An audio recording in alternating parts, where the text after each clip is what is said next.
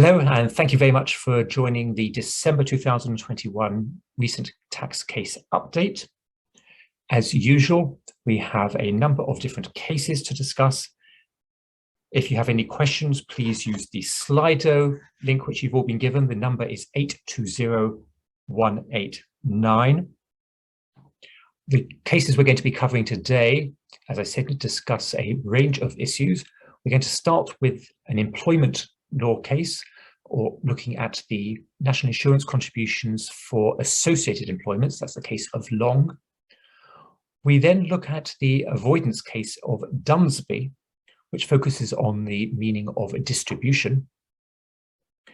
We then have a case which covers 4 different issues.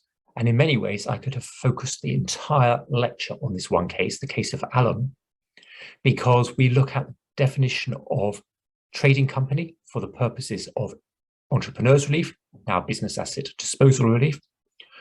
We look at a curious rule and an interesting outcome in relation to business investment relief.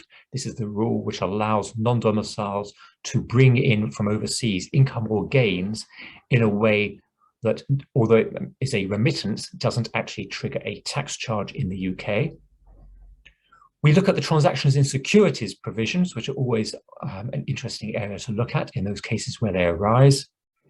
And finally, we look at an issue, or perhaps even a couple of issues, relating to the Taxes Management Act, because Dr. Allen had received notices to file tax returns that were automated and were therefore potentially not lawful in accordance with the Taxes Management Act because they have to be issued by an officer. And the Revenue has put in 2 pieces of retrospective legislation in an attempt to remedy their own failings. And we'll see what the upper tribunal made of that.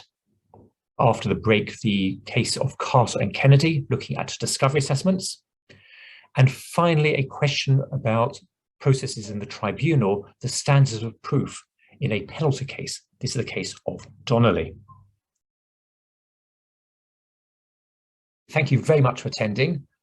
I have taken the decision not only to identify the date of the next lecture, but also identify provisional dates for the rest of the season.